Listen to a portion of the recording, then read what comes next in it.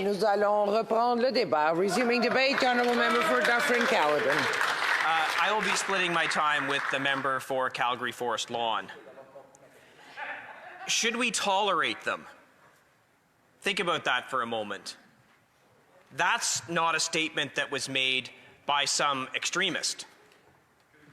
This is a statement that was made by the Prime Minister of this country. Should we tolerate them? And who is he speaking about? Fellow Canadian citizens, some of our neighbours, some of our friends, people who chose not to get a vaccine. We don't know why they made that decision, but the Prime Minister of this country is saying to us, should we tolerate them? I think that's deplorable. What this has done, and other comments that he has made, this has fanned the flames of division in this country. Imagine if you're at home, you've chosen not to get a vaccine, and you hear your Prime Minister asking, should you be tolerated? This is the division and the nasty politics that the Prime Minister of this country has brought to Canada. It is pitting Canadians against each other. And why did he do it? That's a great question. The member for Louis-Hébert shed some light on that. It was for partisan advantage. We should all think about that for a second. That a Prime Minister of this country would say something like that because he thought it would give him political advantage. So let's talk about some of the people that the Prime Minister questions whether or not he and other Canadians should tolerate. I received an email from a constituent in my riding. Her son, in his 20s, a construction worker. He had to make a choice: get a vaccine or lose your job. He had a young family to support. So he made the decision to get a vaccine. He unfortunately had terrible side effects from the vaccine. Now, we know these side effects are rare, but they do happen. All of the friends in his group were then scared. They did not want to get a vaccine. And the Prime Minister is saying, should we tolerate them? I have someone in my office. She has a complicated medical history. Her doctor said, you should not get a vaccine. Now, she doesn't qualify for the exemptions that have been put in place. They're extraordinarily narrow if you want to work in this place. That's fine. The government gets to make that choice. She was terrified to get a vaccine. She was worried about what would happen to her based on the advice from her doctor.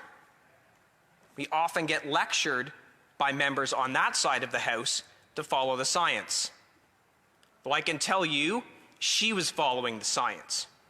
Now, fortunately for her, she can work remotely. We were able to do that for her. But like the member for Louis-Hébert said, not all of us can work from a laptop at a cottage. And again, those who can't are losing their job. Now, when I rose in this place to speak about this earlier this week, giving a member statement, and I said there are people who are losing their jobs because they didn't get vaccinated, members on that side of the House shouted, good. Shameful. Now, I'm not surprised by that. The divisive rhetoric that comes from them, the demonization of people without knowing their circumstance. And why would they be so emboldened to act like that? Well, I have a great reason. their leader, the Prime Minister, said, should we tolerate them? I think it's despicable. And where are we now as a country? There was a recent poll that came out. 25% of Canadians would support putting unvaccinated people in jail. 37% of Canadians would say it's okay that they don't get public health if they're sick.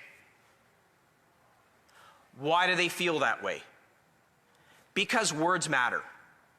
And words from the most powerful position in this country, they matter even more. And so Canadians have been told by this Prime Minister, if you don't get vaccinated, you are a racist or a misogynist. And should we tolerate you? And that's where we've ended up in this country. Divided, angry, pitting neighbor against neighbor. This is not how this country should be run. It's not how this country should be led. It's not how we are in it together in this pandemic.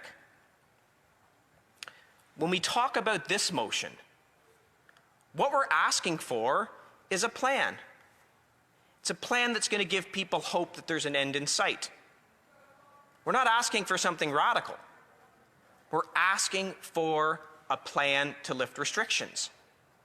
Now, if nobody else was doing it, or no other country in the world was doing it, perhaps there could be some questions. But guess what? That's not the case. Countries around the world are doing this because they're recognizing this is now an endemic. And we're going to have to live with the virus. Medical officers all across the country have said this. This is not some radical conservative idea, as much as that is how they'll try and paint it. Countries like Sweden, Denmark, Norway, the Czech Republic, the UK, Spain, Israel, they're all putting forward plans to lift restrictions, or they have lifted restrictions.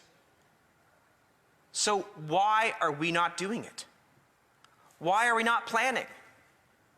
I've heard the speeches from the members opposite today.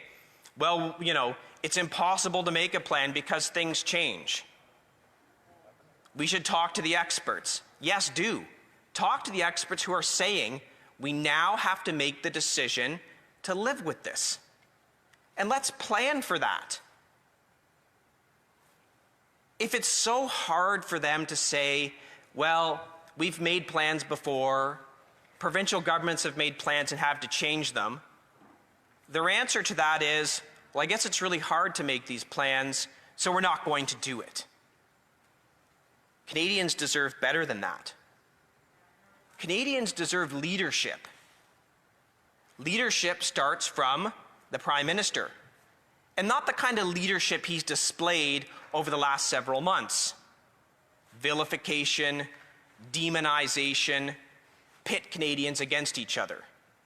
So what I say to my friends on that side of the House is this: you have an opportunity now to actually lead.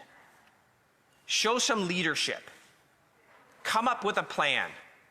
Let Canadians know there's actually hope at the end of the tunnel. Be a unifying factor for us. Please support this motion. Come up with a plan so Canadians know at some point they can get back to their lives.